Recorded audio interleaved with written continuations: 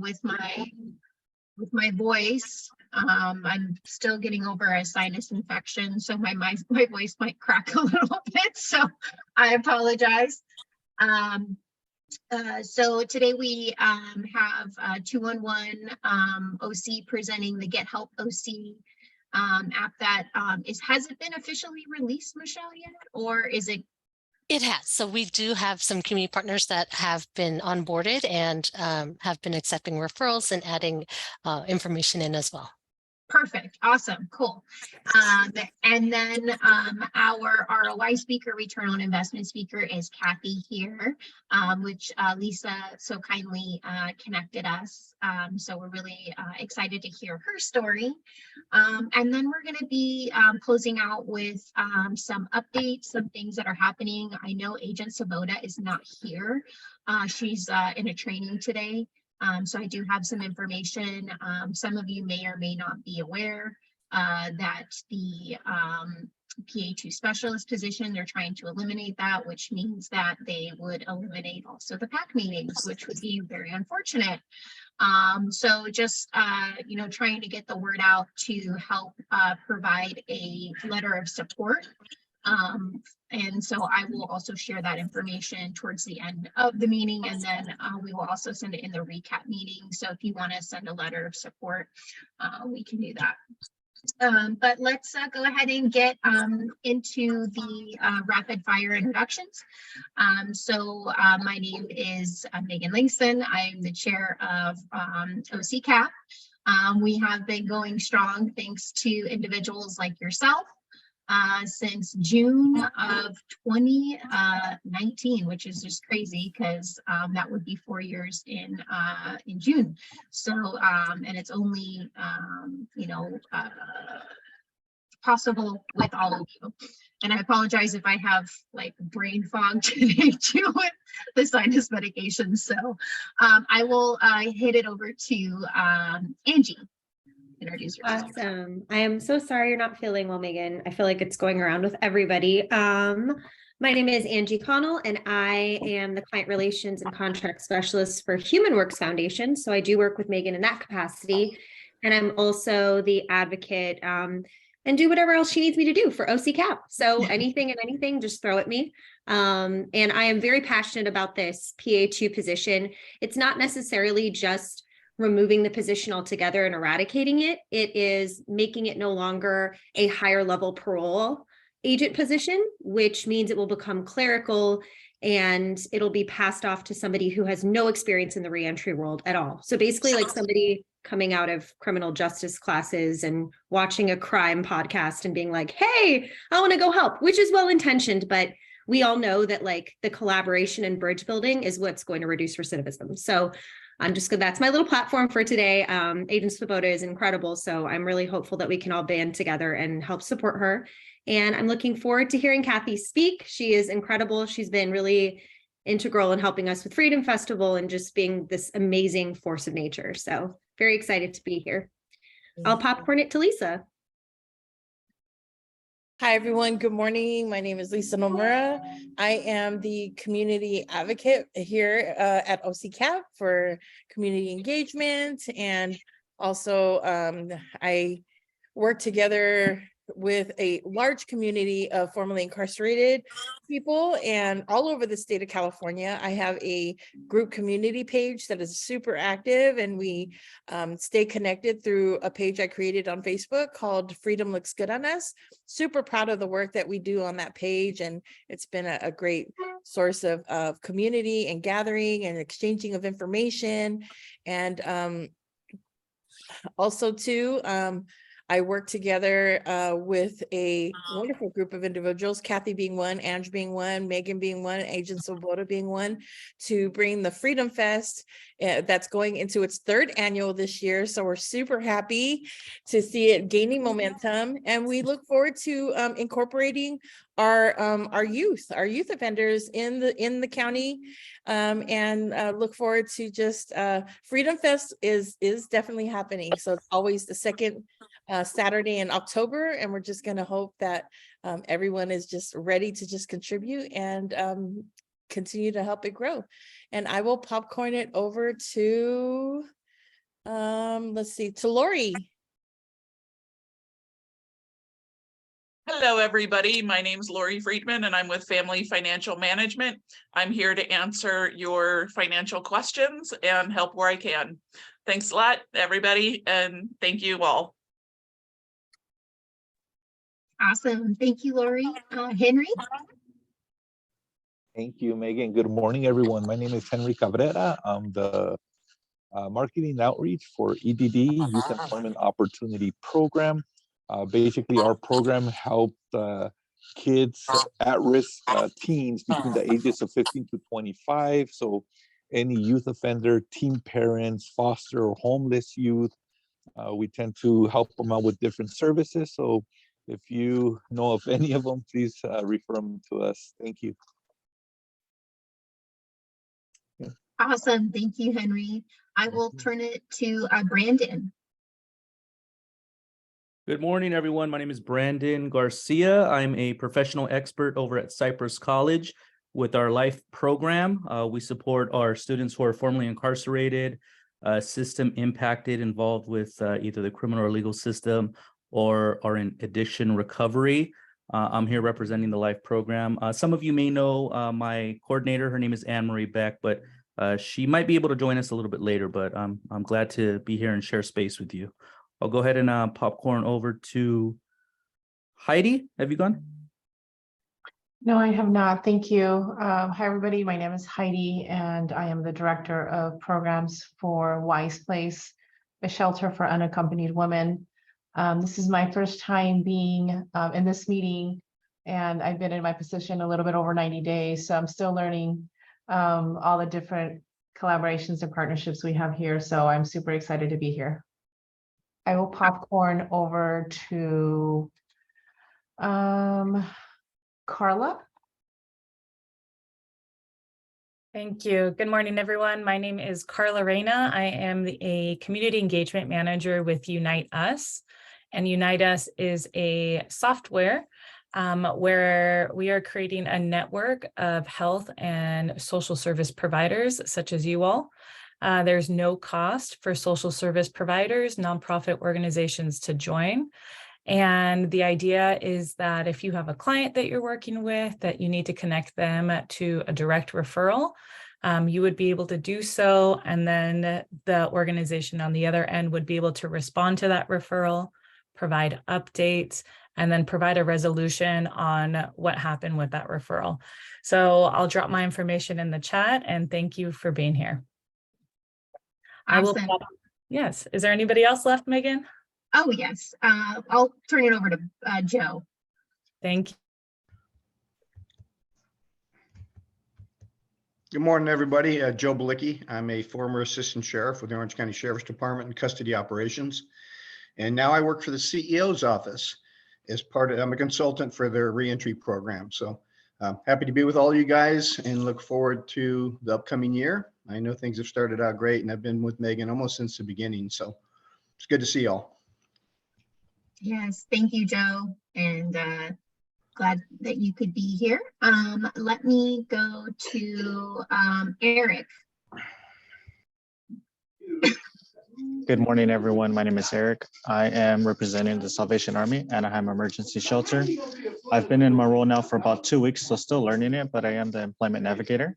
I have joined these meetings in the past with Volunteers of America. So it's been some time, but I'm really glad to be back here. Awesome. We're glad that you're able to attend, Eric, and also Heidi, especially as you're getting back into the swing of things, or getting acquainted. This is a great meeting to kind of connect and figure out what resources are available in the community. So we're really happy to have you all there. Sandra. Hi, my name is Sandra Briones. I'm a probation officer with the AB 109 Reentry Unit, and I apologize for having technical difficulties with our internet. So I'm connected via my phone. So I mean, I can hear you guys. Hopefully you can hear me. So, but yeah. Awesome. No worries. Technical difficulties, I feel like, come with the territory these days in our Zoom hybrid world. So I'm glad you could be here. I'm here. Let me turn it over to Jenilyn. Hi, everyone. Jenilyn Santos. I am the Community Engagement Coordinator for Chrysalis in Orange County. We're a nonprofit organization that assists individuals in addressing their barriers to employment through providing one-on-one support and resources. And we have a transitional job program, our roads program, working with Caltrans that does highway maintenance. And if anyone has any questions or needs updated flyers or referral forms, I will put my information in the chat so I can get this to you. Thank you. Awesome. Thank you, Jenilyn. I will go to Jocelyn with probation. Hi, good morning, everyone. Joycelyn Dirk, Probation Department. I supervise the adult field supervision unit and also the reentry program that we are a part of, and glad to be here. Our whole county had a system-wide outage, but I'm back now and hopefully I'll be back for the duration of the meeting. Glad to see everyone. Awesome. Well, thank you for being here, and gotta love those system-wide outages, right? G Noble.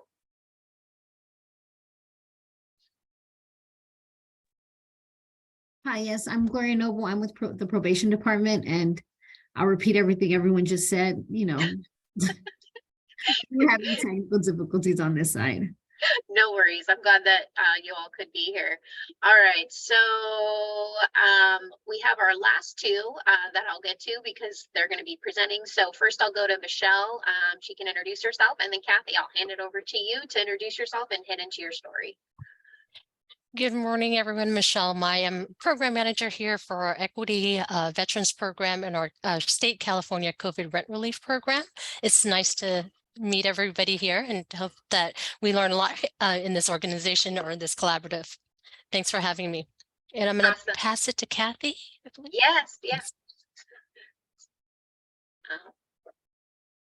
Let's unmute you, Kathy. There we go. Did I get it? Oh, yes. Okay. I'm on my phone, you guys. I'm so sorry. There's no privacy in my office, so I had to come out to my car, and yeah, I'm not very savvy on the Zoom on my phone. As a matter of fact, right now I can't see. Oh, there. Okay, now I'm back in with everybody. Anyway, navigating this stuff has been fun for me. I'm Kathy. Do you want me to do my story or just a quick intro? Nope. This is now we're going to go into how you can share your story about how you grew up, how you became justice involved, what led you to turn your life around and begin a different path, maybe what programs helped you, and then future plans and goals or things that you're doing right now. Okay. Well, hi everybody. Thank you for this is a real honor. Thank you, Lisa and Megan, for having me, and everyone else. I'm very impressed with the plethora of programs out there and all of you that are here today. It's just very impressive. Sad to say I didn't experience that kind of thing when I got out because it was COVID straight up 2 weeks after I got out. So this is nice to know there's so much help for people out there. So basically, I grew up in the Midwest. I grew up in a upper middle class family. My father was a lawyer. My mother was a stay-at-home mom. We had five kids in the family. I was number 4. And on the outside, the shell looked good, right? But on the inside, it was extremely dysfunctional. My parents were both alcoholics. And I would say that let me back up a minute. Because we grew up in an upper middle class neighborhood, I went to a private Catholic school from K through 8. And as did my siblings, but then everything changed because my father passed away. So the last 2 or 3 years of his life were extremely traumatic and dramatized in the house, and a lot of screaming, yelling, fighting, slamming doors, all of that stuff that goes along with a dysfunctional alcoholic family. And he passed away when I was 9, very unexpectedly, very traumatic, a lot of pandemonium in the house that morning. And so life took a big change at that point, obviously. And there were some things that I look back on now after I'd been in prison and had to really kind of go, what the hell? How did I end up here? And, because I was in denial about my whole life and my family and everything. I thought I had a good family, upper middle class. Mom hung onto that house, as best she could, even though the rest of us were working at age 11, 12, and 13. But, you don't see it that way when you're in it. And so it was just a very interesting pass through of high school and college, but these things, the trauma stays with you. And I really was working through a lot of the trauma, even up and through my college years, without kind of really knowing it and knowing how it was affecting me. And so I married a really great guy. He was a Marine, brought us out here to California. And started raising a family. I have 2 beautiful adult children that are very successful, and come into a divorce because I never learned how to really understand relationships or deal with them. And got into an empty nester situation and didn't know what to do with all my emotions, all of that stuff that's going on inside. And when you grow up in a dysfunctional family, you don't realize that you're just reacting to life. You're on survival mode. And that's what I was. Through my entire life, I look back and I was on survival mode. You just get through whatever's going on. And so because of that, problems perpetuate and poor decisions turn into more poor decisions, and with consequences, and which then turn into more poor decisions. And all of a sudden I found myself in prison. And honestly, I think I was in denial over the whole thing for a good year and a half. Well, about a year. And I remember standing in the day room up there at Chowchilla, looking around and just thinking, how did I get here? What the hell happened? It almost makes you want to cry, but it was just such a shock. I didn't know anybody who had ever been to prison. I didn't know, I was the first in my family. It was just all very unusual and shocking. And I thought to myself, I need to really figure out what happened here because I don't want to ever come back again. And I don't want anybody I know and love to ever have to go through this. So I started digging, and thanks to the programs inside, I did get help. I did begin to start to understand what was happening, how this all ended up there in Chowchilla. And it was a process, over time. But because of, I will say that because this program is a lot to do with resources and how to help formerly incarcerated and perhaps incarcerated, I'll kind of focus on that. I became just as involved, I would say, my first impression of prison, because the first impression that struck me once I got off of the self-loathing part of the whole experience was I had this young woman roommate who was struggling just tremendously and fighting like a fierce bear to keep her 2 children. She had a 5-year-old and a 3-year-old, and she had a 7-year sentence for a drug charge, and she was going to lose her kids. And I was just like, my eyes were like this. I couldn't believe what I was hearing. And I watched her go through this. So I knew it was real. I would never have believed this if on the outside world, someone had told me this. I would have thought, there must be more to the story. I can't tell you how many times that I experienced that in prison, that had I not gone through what I went through in there and met the people I met and learned their stories, and I'm telling you, I looked at their paperwork. So it's not an exaggeration what these women go through. And it broke my heart. It broke my heart because I had kids. My kids were grown, but I was like, oh my, I couldn't even imagine. So it really struck me. she was an extremely talented young girl. She would make clothing out of the sheets and the nightgowns and stuff that we had. And I thought, oh my God, she's 25 or 26 years old. I said, if she had the right person, she could be doing this for a living and supporting her kids and wouldn't even have to be here. And, so that was the beginning of my justice involvement, I think, honestly, because it just made me want to help and find a solution to that. I still haven't found it yet, by the way, but I'm not giving up. And, but that was the beginning. And then, I took classes. They had, in the beginning, when I first went there, they didn't have very many classes. This was in 2013, but they were gaining more. They had, cosmetology and office services and NA and AA and that was about it. But they were starting to get more groups in beyond trauma, beyond violence, some of these other groups that were really, really helpful. And I just started taking everything I could. And it was an incredible learning experience for me through all of that. So when we talk about groups and programs, I can't even express enough how critical they are to the people on inside. Those who aren't interested in learning and growing won't, and that's okay. They're not ready yet, but those of us that want them and need them, they're tremendously helpful. There was a group that came into Chowchilla. It was their first year. It was called Freedom to Choose, and it was a weekend long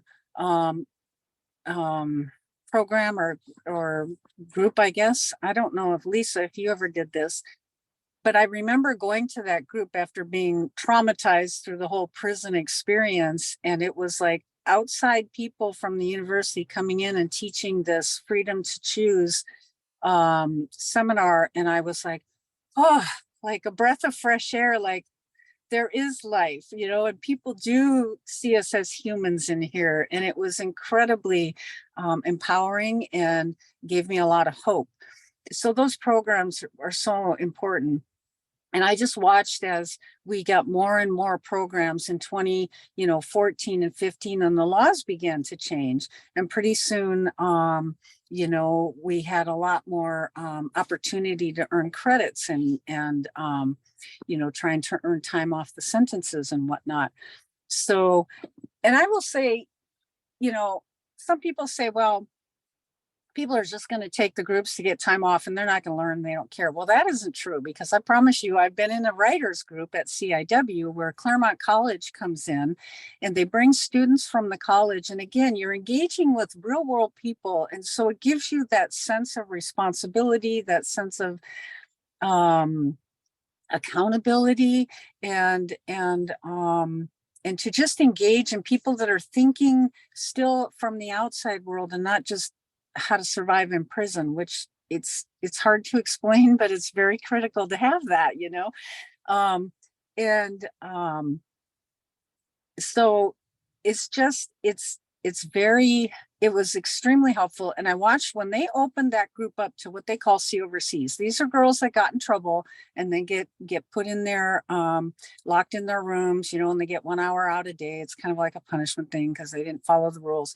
Well, they allowed them to go to these groups, and some of them will kind of sit there, cross their arms. But I'll tell you what, after like 2 weeks, they started engaging. They started writing. They started writing about their feelings, their experiences, everything, working through their trauma. And lo and behold, a lot of them started changing their behaviors and their thinking and everything. So these groups are critical. And I'm so happy that this is taking a turn for that, for the better that way.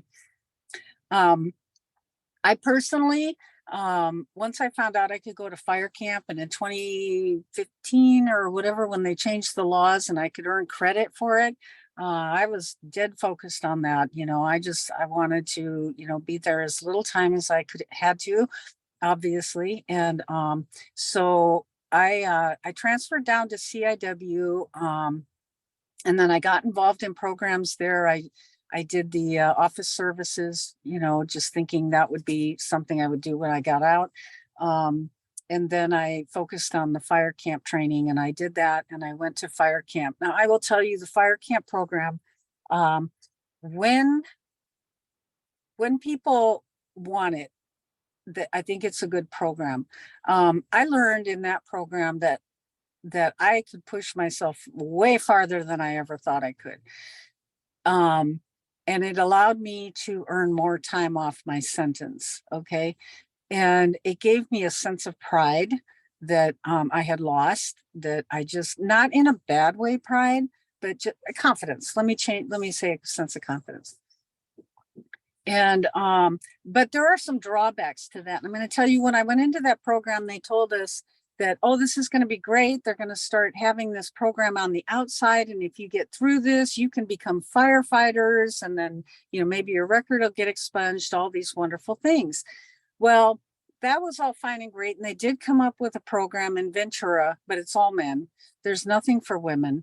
And there's nothing for people who have a violent enhancement on their sentence, like I did. My crime was not a violent crime, but they hit me with a violent enhancement.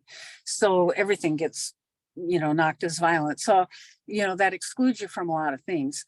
But that's another topic. But I'm just saying, some of these programs are awesome. Some that they have some kinks to be worked out, and then there were people that ended up in fire camp that didn't want to be there, and I'm not quite sure how that happened, but I don't think that's cool at all. So there was another group. There were several groups at CIW. CIW is supposed to be like a lower level prison, and so they had more groups there. And they have women of wisdom. They allowed people to come in from the outside, again, giving you more exposure to real world, people and engagements, so that you didn't get locked into that institutional thinking, which is just so awful. And those are critical, absolutely critical to keeping your sanity and a good sense of others. You can get very self-absorbed in prison if you don't engage. So it was just incredible, the amount of programs they had at CIW for everybody. And I took advantage of everything I could. And they had this program called Compassionate Companions. And I think that was another pivotal moment for me in my justice involvement, because I joined Compassionate Companions, and what that was sort of like hospice, end of life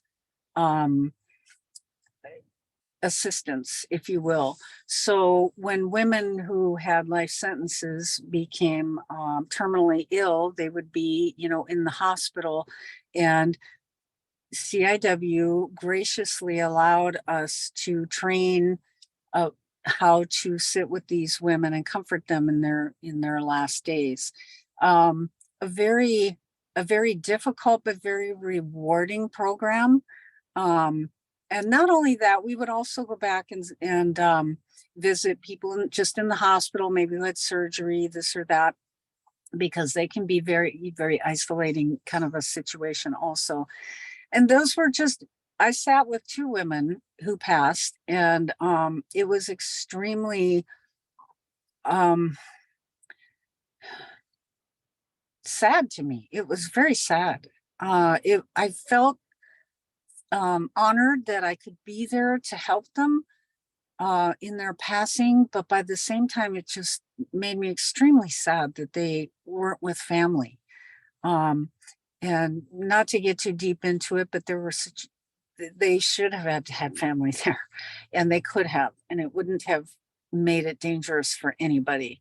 And it broke my heart. So I can't tell you, some of these programs are just desperately needed. I wish we wouldn't have to have them at all, to be honest with you, but right now we do. And so I support that. And I understand that, like, Compassionate Companions got scaled way back because of COVID. A lot of things got scaled way back because of COVID. And I really think that anybody who has any influence should urge these programs to come back full force, and because they're so necessary, so necessary.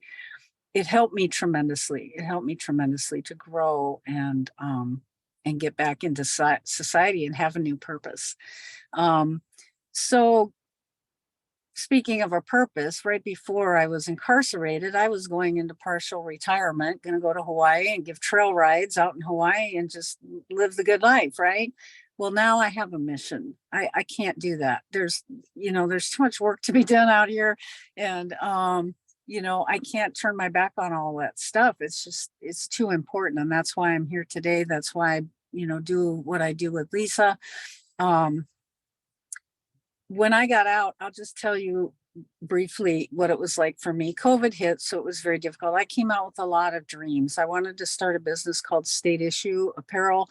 I worked really hard at getting it going. I have a Shopify thing. You guys can look it up, stateissue.com.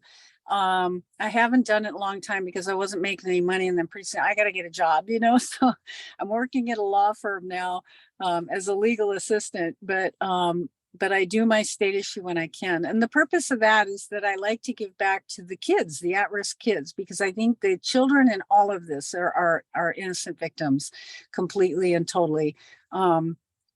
And anytime we can get rid of that stigma, I think it's super important to try to break that generational cycle, So that's kind of what I try to work on the side at.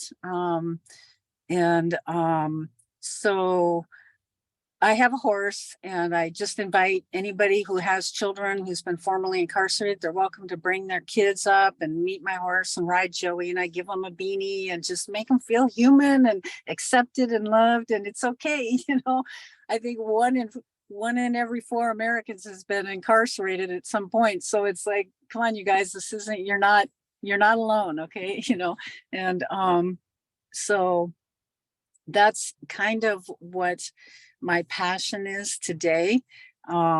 It's still growing. One of the, I came up, there was a group in CIW called Defy. I don't know if any of you are familiar with it, but I went through that program, and that's where I started my whole business idea and everything. And I hooked up with Defy when I got out, and they helped me grow it to where it was. And then, like I said, I had to get a job, and then kind of things went by the sidelines.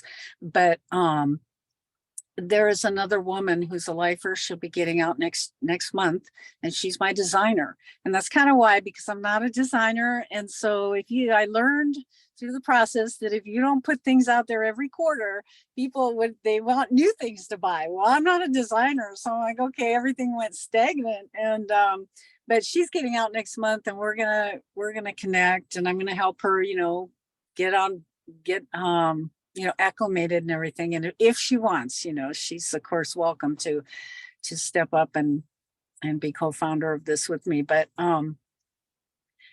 let's see, what else I forget. No, so I mean, you've done an amazing job, sharing your story and kind of like all the different, how you grew up, different programs that helped you on the inside, and then also talking about, even how they've affected you since you've been out. What would you say, what is your kind of like your future plan? Because with the equine therapy that you do, is that something that you're wanting to turn into like a nonprofit so that you could be able to kind of help support, taking care of your horse and be, hopefully compensating you for your time and kind of things like that? Yeah, that's a great question, because yes, I have tried. It's funny, at first I was going to support another organization, but COVID was on and there was nobody available, and I'm riding my horse around the arena and I'm thinking, it's like I get this voice, hello, you have a horse, you could do this. And so yes, I did that. I would love to start that. One of the things, Defy doesn't do nonprofits, so I didn't know how to do a nonprofit. Not that I'm, I can't make excuses, but I would love to be able. That would be dream come true. That would be my dream come true, to be able to start that program and actually do that for work and bring in these kids and support them and yeah. Oh my gosh, that would be amazing. Mm-hmm. Well, there is actually, and it's later on in the in the slide deck. But today there's actually going to be a workshop with CLO and 10C. I believe it starts at 4 o'clock or 5 o'clock. I have the flyer later on. But it goes through like how you can set up and start your own nonprofit. So if you're available to be able to you know, participate in that. And this is for like all community partners as well. You know, if you're wanting to learn how to set that up, you know, this is that kind of workshop in order to be kind of to kind of help give you an idea if you weren't, because it's easy, but it's like kind of complicated, obviously, with any kind of paperwork. Yeah. But you know, Kathy, I think your story you know, is really touched me. And I really appreciate you taking time out of your day to be able to share your story.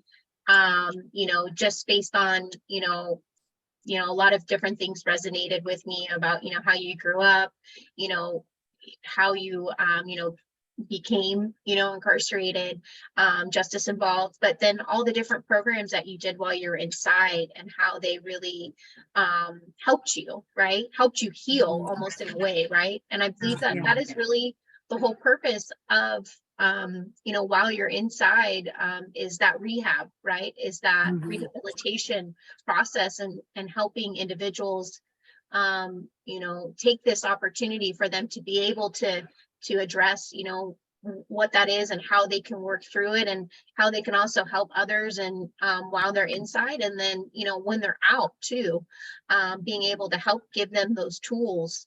And you know, just kind of, I couldn't even, you know, just, you know, how you said you helped 2 women pass, you know, being a compassionate companion. I mean, I can only imagine, you know, just being around a few people in my life that have been on hospice, you know, that was really hard, but they were, you know, their family, but still being able to do that. And, you know, I really appreciate, and, you know, I am familiar with Defy Ventures. I think they do great work. So I'm glad that they were able to help you launch, you know, with your co-founder state issue. And hopefully when she gets out, she wants to kind of help bring that, give that more life so that you can help support yourself, right? And then, you know, hopefully help be able to help also maybe help with your equine therapy and maybe help with your nonprofit as well, you know, because I have a feeling that you will end up doing that. You seem like a very determined woman and you just have a great heart. So, you know, I really appreciate you sharing your story, and I want to open it up to anyone that wants to you know, say anything or ask Kathy any questions. Thank you, Megan.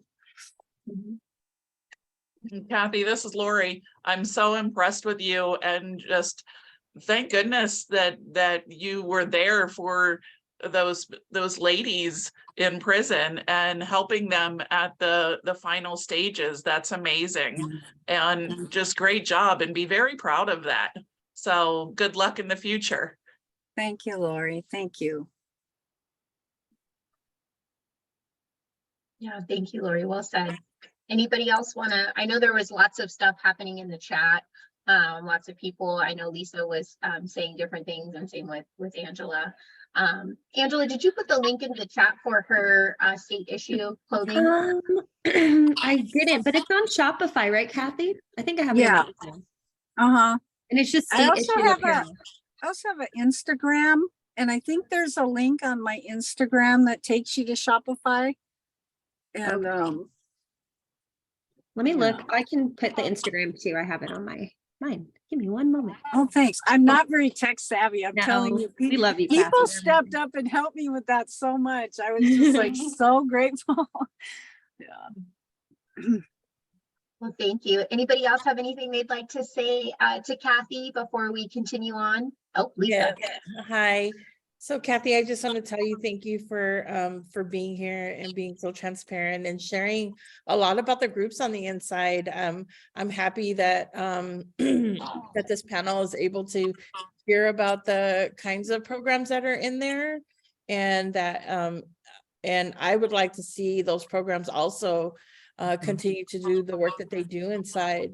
And one of the things that stuck out to me that you said is that some people are ready and others are not. And when they get there, you know, and everybody's on their journey inside. But one thing I always remember about you is that you were always present and approachable within community on the inside. And that's how we became friends. And I'm so proud of the fact that we came out of prison together and are working together and doing this good work and meeting each other for lunch and, you know, and building our own personal friendship together. And I just thank you. I love that you're here and, you know, inviting you into other spaces that I get to work in today is just even more builds upon our relationship together. And I look forward to the many things we'll be able to do in the future. Thank you so much, Kathy, for being here.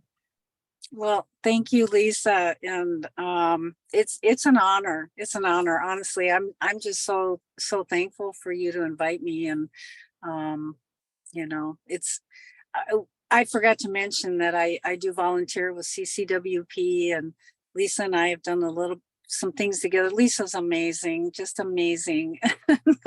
I can't wait for what else we can do together in the future. This year is going to be a great one. Yeah. Thank you so much for your support. So, well, thank you so much for sharing your story, Kathy. You know, keep up the good work. Again, just thank you so much for your time and sharing your story. So Michelle, I'm going to hand it over to you. You should be able to share your screen. Thanks, Megan. And before I do, Kathy, I do want to, before I do present, I wanted to, you know, like that was a very empowering story, and like listening to lived experiences versus what other programs can offer. Definitely keep up that passion. I know that you're going to make it, and we'll all be here to support you. It's definitely good to share your story. I know it's a lot to share your lived experience, and I empower you to continue to do what you need to do. Thank you. Okay. So, okay, and can everybody see my screen? I know technical difficulties might happen. Yeah. Well, thank you for having me today to show the demo of Get Help OC. It's a community information exchange. It was decided early on that Get Help OC would be a tool built by OC and for OC. And we're thrilled to have the first iteration ready to show you. With the community input 211, OC has identified 211 San Diego's community information exchange as the best proven model to adapt locally. So what is Get Help OC? It's a community information exchange. It's an ecosystem comprised of multidisciplinary networks, partners that utilizes 3 core components. First one is shared language, community resource database, second, and third is integrated technology platform in order to deliver enhanced community planning. So the purpose of Get Help OC is to improve the coordination of care for OC residents, have better community data on our connections, service gaps, and outcomes. It's a shift the way we serve our community by using a client-centered model with no wrong door approach. With the previous referral model, clients are often left to navigate services on their own, having to tell their story over and over and providing multiple intakes, sometimes to be left with barriers to services or capacity issues that result in obtaining help. With Get Help OC, we hope to change that through better collaboration with providers and community care coordination. So when people do better, the community does better. It's like a holistic approach to the person-centered model. And often healthcare providers often have a pressure to close the loop and refer out to community-based organizations. We understand that differential conditions often linked to race, social class, and gender create health inequities. And this causes an impact on health outcomes as severe as higher child mortality rates and lower life expectancy rates.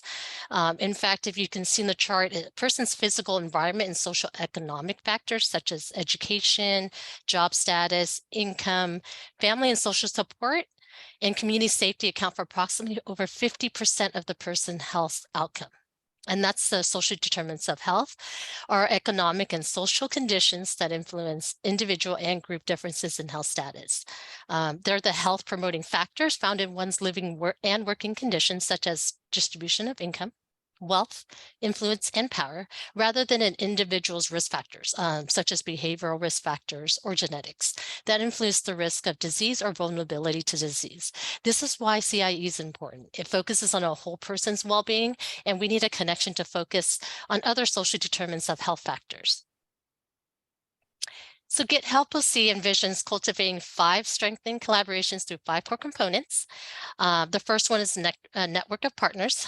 This is a collective approach with a standard participation agreement, business associate agreement, and also shared partner governance, ongoing engagement, and support. The second is shared language. So setting a framework of shared measures and outcomes through our 14 factors of the social determinants of health across a 6-point crisis to thriving scale. And we'll go further into the social determinants of health as well. Third is the bi-directional closed loop. It's a network of partners that have the ability to accept, return referrals, and to provide an outcome and program enrollment. In addition to community network partners, they have access to 211's updated resource database of community health and social service providers. And fourth is the technology platform and data integration. So technology software that integrates with other platforms to populate an individual's record and shapes the care plan. System features include care team, communication feeds, status change alerts, data source, auto history, and predictive analytics. And last but not least is the community care planning. It's a longitudinal record with a unified care plan that promotes cross-sector collaboration in a holistic approach. So when a client calls our contact center here at 211, a care coordinator creates a profile, assesses the needs of the individual. The care coordinator will then connect them directly to a partner in CIE, who will then connect them to a care team member, or some say case managers, and program enrollment. CIE partners also have the capability to create a client record, as well as the ability to refer to 211's contact center or any direct network partners. Here in the technology and data integration, we are in the process of launching our interoperability phase. And with this phase, we're working with Informatica. It's a technology platform that enables integration of data from multiple partners' data systems. In this interoperability phase, the vision is to connect HMIS with CIE. For those that are not familiar with HMIS, it's the Homeless Management Information System that we currently use for homeless individuals in Orange County. And so Get Help OC offers distinct benefits to individuals, partners, in the community at large. So for the individual, it benefits from a no wrong door approach, and they don't have to tell their story over and over again. And it takes the onus off of them to navigate multiple services. In addition, this allows quicker connections to appropriate services and shared decision-making. For the agency, it reduces the admin burden of collecting intake data and leveraging 211's contact center for intakes and the whole 211 resource available for additional referrals. This will help streamline referrals, information sharing, and improve cross-sector coordination. And for the system and our community, it allows for better community-wide data and hard numbers on where the gaps in service for advocacy is. Here is our early adopter partners that have been working with us to help design the system. And we built this for the community and with the community. And we're in the process of onboarding more partners. And I just wanted to share the social determinants of health assessment that I mentioned earlier. Here's an example of the structure of the social determinants of health and how the actual tool implements this concept. So within CIE, we have implemented the social determinants of health assessment. It measures these 14 factors here. And the purpose is to capture where the person is at intake. And as service providers get them connected to services, it sees how the individual is progressing from, let's say, example, from a crisis to a thriving state. And before I jump into the next part of the live demo, I wanted to stop here to see if there's any questions so far. And the PowerPoint will be provided. I'll share it with with Megan as well, so that if anyone has any questions, they can ask as well. Awesome. Thank you, Michelle. Um, I don't have any questions, but I do think that the presentation is very good so far. It's a little different than the one that I saw a couple months ago. Yeah, so we did advance some of the features, but yeah, so it's a little bit different. I like it. Thank you. Thank you, Megan. I'll definitely take that back. So let's go to the live demo. If anyone has any questions, they are more than welcome to put it in the chat, and then I can follow up after as well. So when the referral is made, the referral manager receives an email notification of the referral, and then when they log into the homepage will appear. And this is the homepage here. At the homepage, you can search for a client on the top field, top search bar, or any of the find client screen flows. So if you have a birth date, last four, or a PIN that that the client would like to provide, instead of providing all of the information, you may do so. Here also, you can also enter client data and refer to 211. Say that you have a client that has been on hold with 211 needing resources, but the agency is unable to navigate services or needs additional help. You can actually fill out the prompts here, and the referral will go to 211's contact center, and a community navigator reach out to assess the needs. So once the referral can be viewed under the referral tab here, and you can actually go into the actual referral, accept or deny the referral, and reassign to the care coordinator. Sorry, here we go. And so I'm just going to accept the referral here. And accepting the referral does two things, accepting or denying. One, it ensures the client isn't falling through the cracks. If the referral is denied, it will be sent back to 211's contact center. And from there, our 211 contact center will attempt to send another referral to a service that might have the capacity to serve them. Two, it gives better community data on service gaps and system improvements. So once the referral, you can click the client. So you can assign it to any case managers. I'm going to assign it to Damien as a test account. And you can obtain the client information by clicking on the client below. Here on the client page, you can see the demographics that's provided. 211 tries to collect as much data as we can before we refer to our community partners, but we also understand that we want to be trauma informed. We don't want it to be an intake, but also trying to build a rapport with others, you know, and understanding where they're coming from. So most of the information might not be, you know, fully filled out, but we try as the best that we can. So you'll see age, preferred language, military status. The consent is up to 10 years, and you'll see the date of consent, and it can be revoked at any time. Contact information, emergency contact, income and benefits. What's great about this is the household income as well. We do have programs that offer utility assistance, rental assistance, housing options that do require an AMI or FPL, which is a, if you collect the annual household, it'll automatically update the percentage for AMI and FPL. It'll let you know the income level as well down here. Address information if they provide it. Also, if they're connected to an agency working with homeless services, here you can see their HMIS ID. So going back to the referral page on the top here, and under the referral section, this will list all referrals that was provided to the client. This includes referrals, direct referrals, status of the referral, who it was assigned to. And you can also see that the referral was emailed or text to the client as well.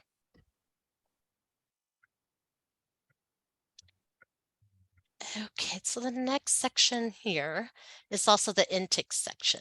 So the intake section, I'm going to use our internal programs. One of them is our veteran program as an example. Here you'll see that additional intake information specifically for veterans and military families. And as a partner, you'll have the ability to edit and add as you please what is correct. So here we collect what branch of service, discharge status, if they're a post 9/11 veteran transitioning. This is great for some of our programs that we currently have for our veteran program. And then you can also, as a veteran agency or any agency, able to create a new intake form as well.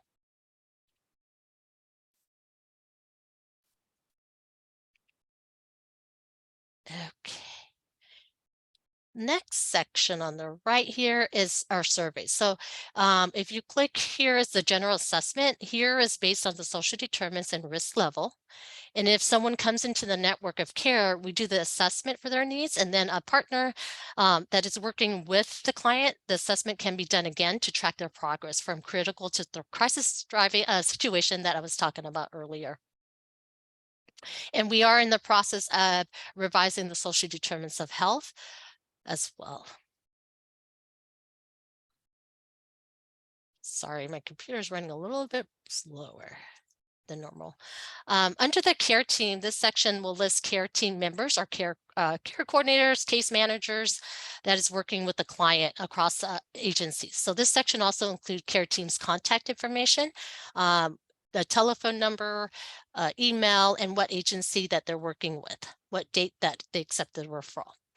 This is great because you can see them connected to an agency. This doesn't duplicate services. So for example, I'm going to use rental assistance. If the agency is working with rental assistance and they're active working with that agency, so we try to prevent the double dipping because it's the same federal funding, to be able to see, hey, I do have a mutual client that we show that's currently working with your agency for rental assistance. Can I reconnect you? And that's the same for our virtual front door for families and also individuals and veterans and TAY population for homeless individuals.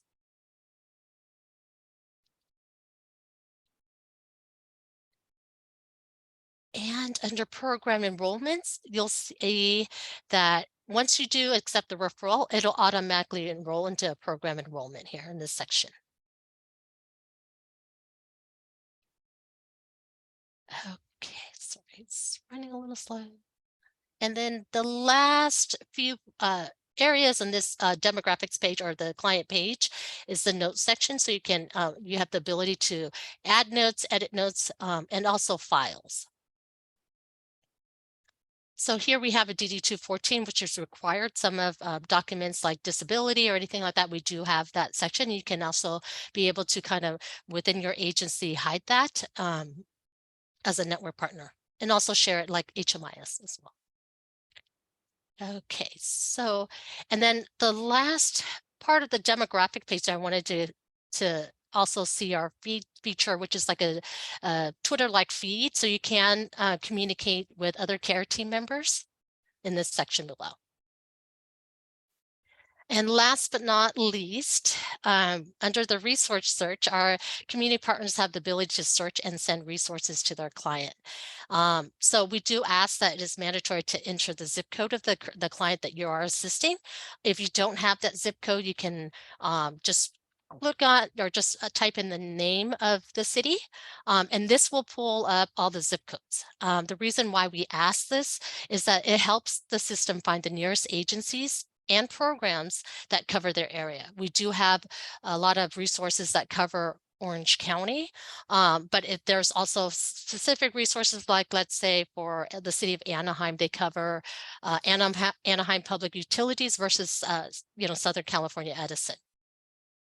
So I'm going to use here on the right-hand side is our common searches. We are in the process of changing, the common searches taxonomy, which is typical names that you kind of are familiar with. So here, let's just use an example, electric service payment assistance. For other organizations, this will be utility assistance as a shortcut. So common taxonomy. And here it'll pull up all the resources that are that covers the area, like Anaheim Public Utilities. We have Community Action Partnership, Lutheran Social Services. You can click on the actual page if you want to see if your client does qualify for any of the services. And let's use the first one as an example, Anaheim Public Utilities. This will give you the detail of the agency and how to do a referral. So it's external. Their website, description, operations, hour of operations, and then documents required. let's just say that you do see that your client might be able to, or might be eligible for this program, right? You can actually go back on the tab and have the ability to send it via text or email. If you send it through email, it'll give you all the details of the program so that you don't have to repeat it to the client. The client will be able to have all the information, but we understand not those might not be as tech savvy. They might be, and then there's an option to actually text it, and it just gives the agency name, the service, and the telephone number. There. And this concludes our presentation. I want to take the opportunity to see if there's any questions at all in the chat, or if I can answer any questions. Thank you, Michelle. I have one question with the intake forms. Is it something that is already pre-done? Are they like, okay, so they're already like, there's certain forms that are in there. It's like, you can't just automatically start creating your own form in there. No, you can't automatically, but we have taken our community partners feedback on what is like required. Like, for example, the reentry population, I'm just going to use that as an example. There's a prison number that they utilize. So we've been taking that feedback. Also with the HMIS, we've been also getting that feedback like, hey, it would be great to have, like they're connected to an agency, or they're connected, their number. So we have been creating it according to our community partner. Oh, awesome. Great. Thank you. Does anybody else have any questions for Michelle? No, that just means you did a very thorough presentation, Michelle. Oh, thanks. I will provide the one-page flyer, and Michelle gives a brief intro about the program and the Get Help OC. And Megan, if you can share my contact information. Yes. I enjoy being in this group. Can I stay? Of For course. the remainder? Okay. Yeah. Thank you. No, you're more than welcome. You can come whenever you like, Michelle. Okay. Thank you, everyone, for having me. Of course. Yeah. All right, so we will continue to move on with the meeting. Let me go back and continue sharing. So, so thank you, Kathy and Michelle, for Kathy, you sharing your story, and then also Michelle for sharing Get Help OC. It's a great platform for our partners to be able to make sure that they're on and connected, just like Unite Us, and even like the counties with workforce development, the name is escaping me, to send and receive referrals, so that way our clients aren't falling through the gaps. So this is your OCCAP team. Got me, Lisa, Angie, and then Carol. Colin, Carol, and I know we had a few people that joined a little bit late that are here, or that I maybe forgot to call on in my sinus infection things that I have going on. So I will be going in with Danny actually next Monday into Theo Lacey. I'm pretty sure, I can't remember which, if we're going to life skills or if we're going to the Great Escape class, but we'll be going in Monday afternoon. So I'm really excited to be sharing the different resources for the partners that are here and some that weren't able to be here, just to give them that message of hope. And I really, again, like to thank the Sheriff's Department, specifically, Joe, when he was the former assistant sheriff, for really helping get this program in, even, despite COVID, being able to get us in there and start sharing, that message of hope and letting them know the different resources that are out there from a different voice, right? They have a lot of different people speaking to them at different times. So, sometimes it's more about the messenger, than necessarily the message, because the message could be repeated different times by different messengers. But, one messenger can resonate more than another. So, we have seen some really great, success and impact within the classroom and when we're there. So this is, what the flyer looks like. Thanks to Ms. Carroll, she has helped, with different iterations of it. And so if you are not on this flyer, which I'm pretty sure everyone in here is on here. If you're not, reach out to me, and then that way I can get you on the flyer so that you can share your resources, have your contact information on there. As I mentioned earlier, Agent Sabota was at a training today, so she wasn't able to join us. But I did want to make sure that everyone knew about the PAC meeting. Hopefully it's not the last PAC meeting of March 8th. That's going to be at the Streetlights Church on Wednesday, March 8th at 10 o'clock. They always feed you, which is great. So they feed everyone, doesn't matter who you are. They will feed you if you would like the food, which is always nice to get fed. And then also, Angela, if you don't mind, if we could share the letter that if we could use that template for anyone else who hasn't maybe done a letter of support for that position, Jennifer's position, then we can share it in the email and let people utilize that as a template. Is that okay with you? Yeah, I'll actually throw it in the chat in case any folks want to like download it now, and then we'll also add it to our recap email. So you get 2 chances to get it. Yeah, and feel free to also let us know if you need addresses. I know Megan will probably add all the addresses. There's like 4 or 5 different ones that I think they would benefit from hearing from all of you. So yes, yeah, awesome, thank you. And then we have the Fresh Start Act, Senate Bill 1106. So this is regarding, the unpaid restitution will no longer be a barrier to accessing criminal record relief. So I just wanted to let everyone know about that. And then also, Joe, I was not able to be there last Thursday. I was stuck in LA and I was driving during that meeting. So could you provide a little bit of an update about what they went over at the reentry meeting last Thursday?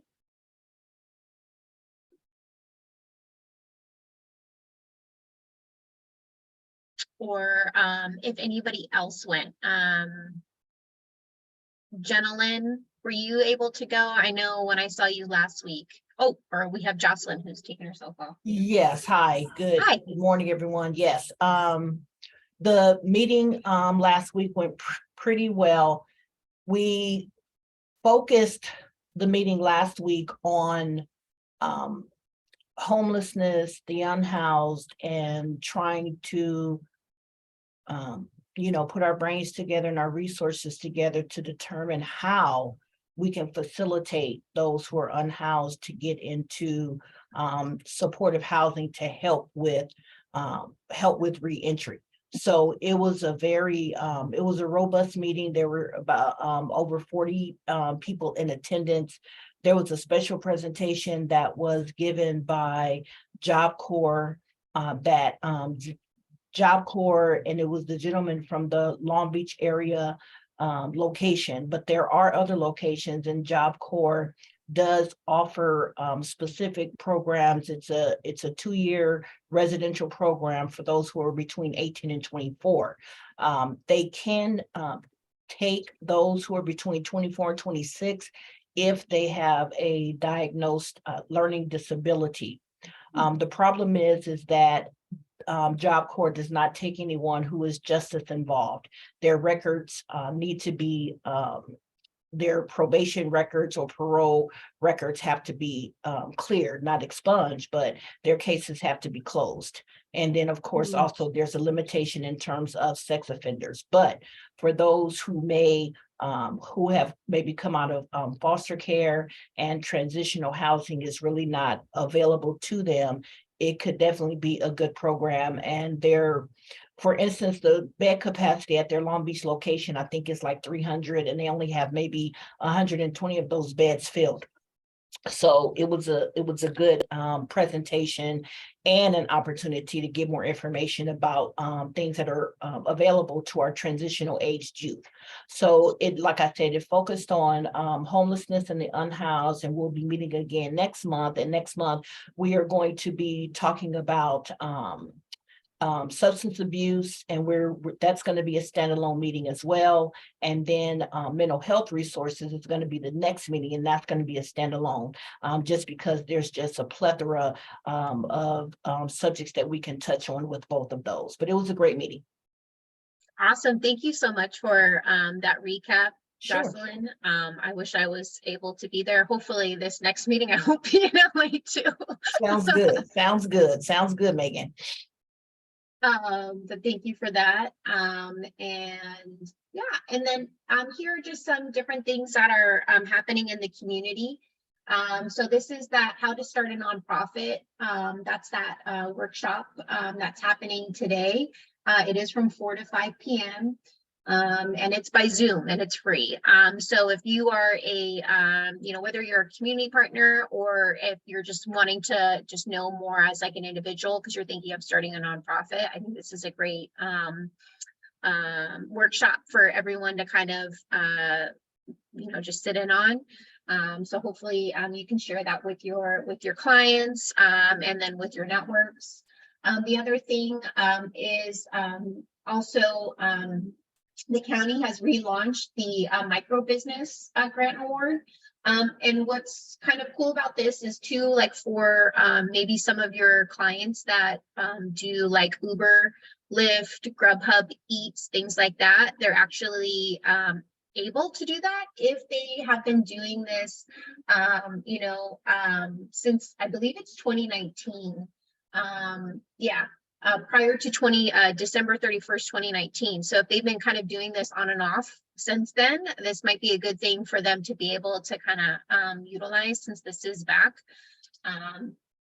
And then the other thing is what we would really like to do, kind of what Angela and Lisa and I were talking about is, a lot of our ROI speakers that share their story with us once a month. We want to start being able to provide them a gift card as, as some sort of like compensation. They're all trying to work and just to kind of help, as a thank you for sharing their time. So we are looking for sponsors.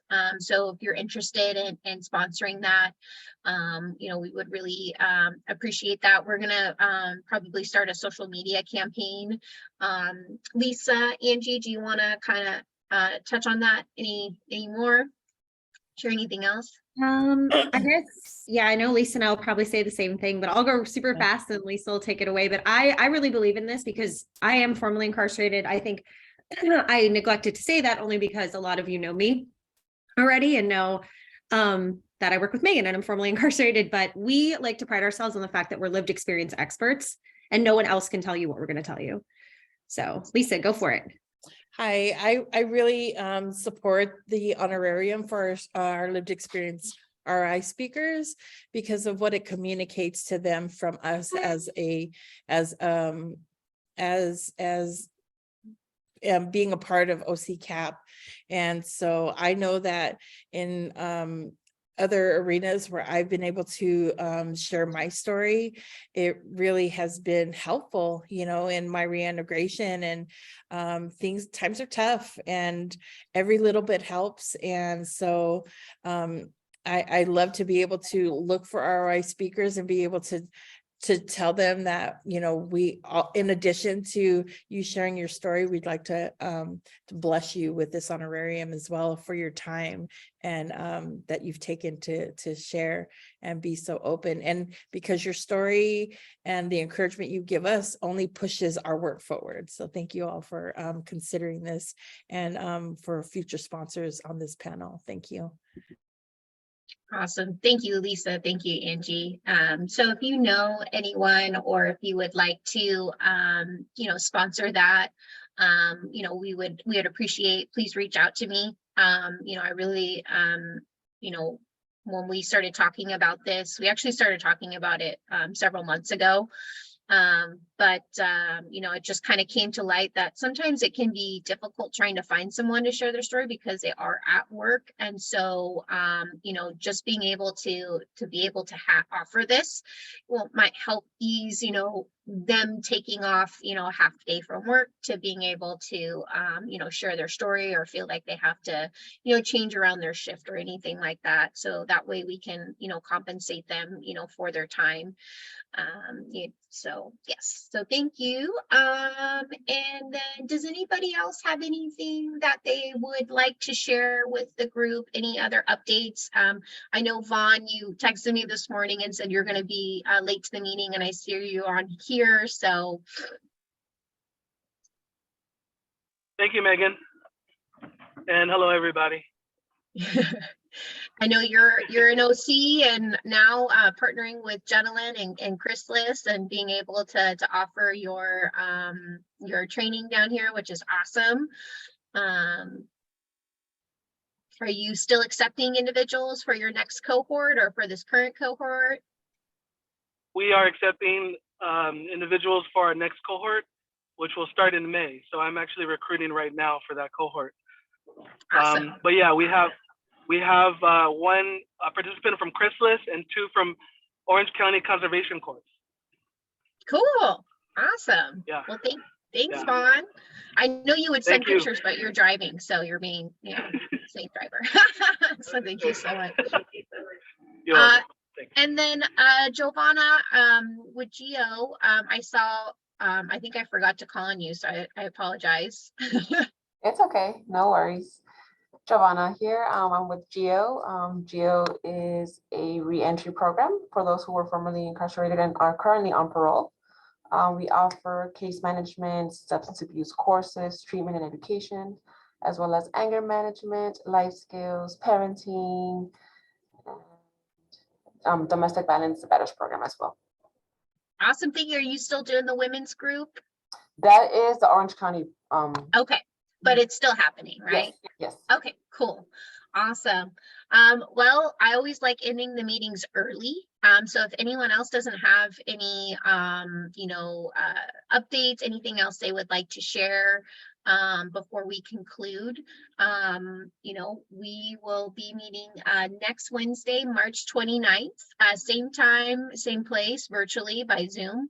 And we will be, the presenter is going to be the MAT Connect, which is a Suboxone program, the medically assisted treatment. So if you're not familiar with that, this is going to be a great opportunity for you to learn more about what they're doing and how they're helping individuals.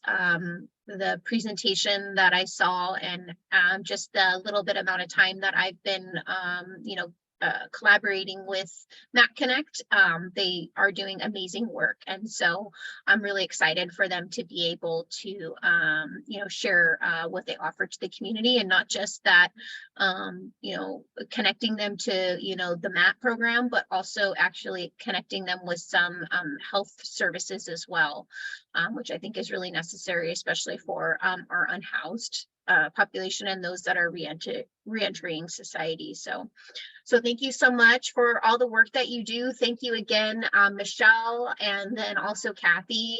Keep up the good work, and hopefully you're able to attend that Zoom meeting for that nonprofit so you can learn how to hopefully start your own with your equine therapy, because you're doing good work for those kids. So so thank you so much. And if you need anything, you want to share anything, feel free to shoot me an email, and so that way I can get it out to the community. But Carol will be sending out our recap email here in the next day or so, so that you all can have a copy of Michelle's presentation, her contact information if you don't already have it, if you're wanting to get onto the network. So thank you so much, and enjoy the rest of your day, and I will see you next month. Thanks, Megan. Thanks, everybody. Thank you. Thank you, everyone. Have a great day. Thank you. Have a good day. Bye-bye. Thank you. Bye.